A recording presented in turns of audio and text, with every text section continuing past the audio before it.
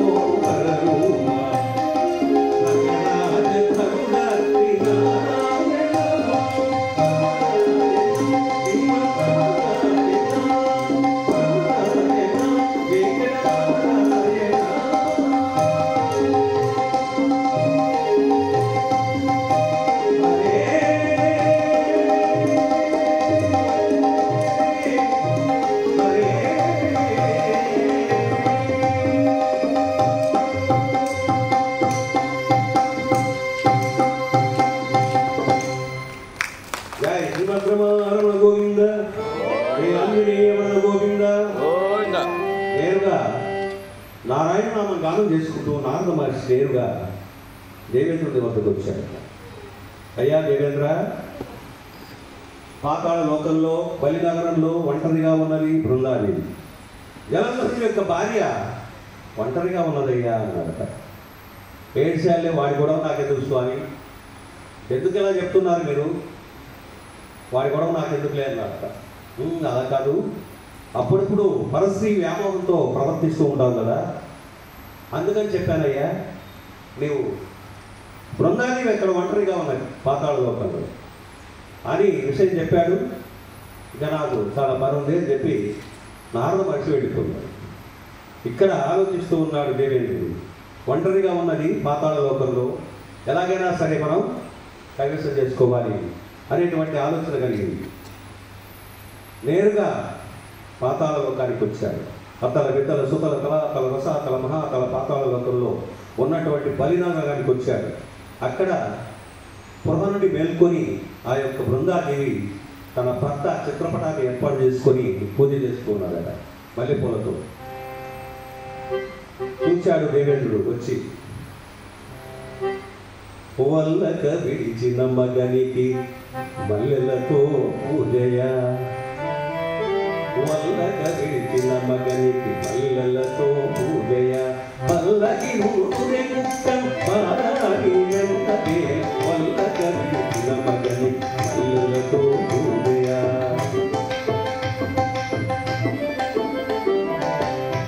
బాల బృందాదేవి నిన్ను కాదదని ఈ పాతాళ లోకంలో పడేసినటువంటి ఆ యొక్క భర్తను గూర్చి, జలంధరుని గూర్చి ఇలా పూజ చేస్తూ ఉన్నాడు.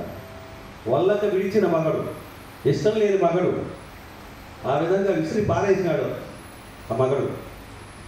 అటువంటి మగన్ కోసం నువ్వు పూజ చేస్తున్నావా? మల్లెలతో పూజ. పల్లకి ఉంటారే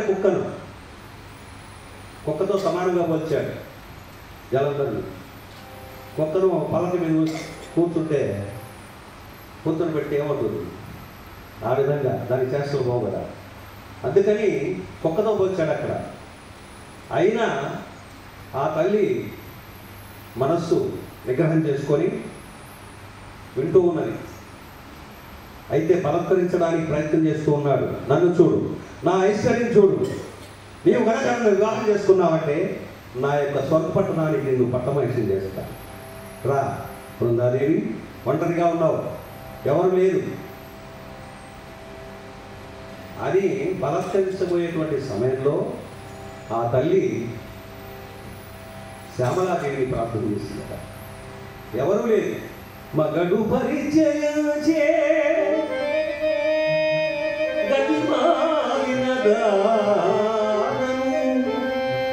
పూకున్నదుండగమును మాననీతులువ నాయము వానలు లేరు, శాపలీయగా గౌరాగలేదు, మానము కామగలమ్మ శ్యామల.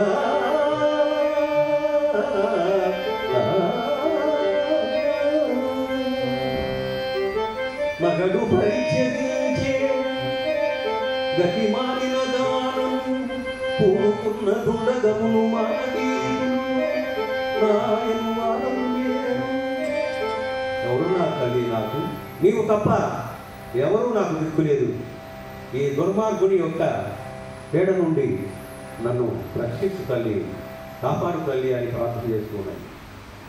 అయితే కూడా ఆ తల్లి ముందుగా ఎన్నడు చూచినురుగా బలత్కరించడానికి ప్రయత్నం చేస్తూ ఉంటే కూడా ఆ తల్లి దేవేంద్రుని అన్నాన్ని సంబోధించిందట. అన్నాన్ని సంబోధించింది. ఎన్నడు చూచినురుగా ఇంద్రుని పేరినుటగా ఓయన్నా ఇవే నమస్కారం చేసింది ఆ తల్లి. పతివ్రత శిరోమణి ఈ దేవేంద్రుడికి నమస్కారం చేసిందట. ఓ అన్నా, దేవేంద్రుడు అనేటువంటి మాట వినడమే కానీ ఏనాడు మనం చూడలేదు. అంతటి దేవ విభుండవయ్యు నోటన్నుడు మంగరాని వికటంపుడు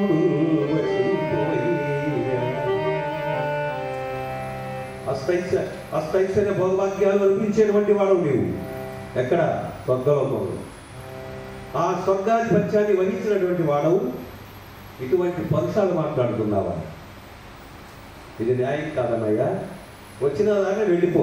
ఏదో పొరపాటుగా చెప్పినావు కానీ వచ్చిన దాన్ని వెళ్ళిపో వాసవ దేవేంద్ర వెళ్ళిపో అని చెప్పిందా. కానీ వినలేదు. బలత్కరించడానికి ప్రయత్నం చేస్తూ ఉంటే అప్పుడు ఈ శ్యామలాదేవి వచ్చి బృందాదేవి యొక్క శరీరంలో భయంకరమైనటువంటి ఆదిశక్తిలాగా కనపడింది దేవేంద్రుడు. భయంకరమైన ఆదిశక్తిలాగా కనపడేసరికి భయపడిపోయాడు. గడగడ పడిపోయాడు దేవేంద్రుడు. తల్లి నా తప్పు మన్నించు అని కాళ్ళ మీద పడి ప్రార్థన చేస్తున్నాడు. ఇక వెంటనే జలంధరుడు వచ్చాడు. అక్కడికి తన భార్య ఎలా ఉన్నది దేవేంద్రుడు ఈ యొక్క నారద మహర్షి చెప్పాడు. ఈ విధంగా ఒంటరిగా ఉన్నటువంటి పాతాళ లోకంలో ఒంటరిగా ఉన్నటువంటి మీ యొక్క భార్య దగ్గరికి ఆ యొక్క దేవేంద్రుడు వెళ్ళాడు అని నారద మహర్షి జలంధరుడు కూడా చెప్పాడు. ఇక జలంధరుడు రాగానే కాళ్ళ మీద పడి ప్రార్థన చేసుకున్నాడు. అప్పుడు తెలుసుకున్నాడు జలంధరుడు, ఓరి ఇంద్ర, నా భార్య నేను లేని సమయంలో నా భార్యను బలాత్కరించడానికి ప్రయత్నం చేశాను, కానీ నీ ఉండగానే నీ యొక్క భార్య శచీదేవిని నేను బలాత్కరిస్తాను, ఎవరంటారో చూస్తానన్నాడు. అలా అహంకారంతో మాట్లాడినాడు జలంధరుడు. కానీ బృందాదేవి చెప్పింది భార్య, స్వామి, పతివ్రత జోలికి వెళ్ళకండి, దేవేంద్రుని దండించండి. ఆ మహాతల్లి అమాయకురాలు, పతివ్రత జోలికి మీరు వెళ్ళకూడదు, దేవేంద్రుని దండించండి మీకు ఆగ్రహం ఉంటే అని చెప్పగానే తన భార్య మాట విని అక్కడి నుండి బయలుదేరి తన నివాసానికి వచ్చేసారు.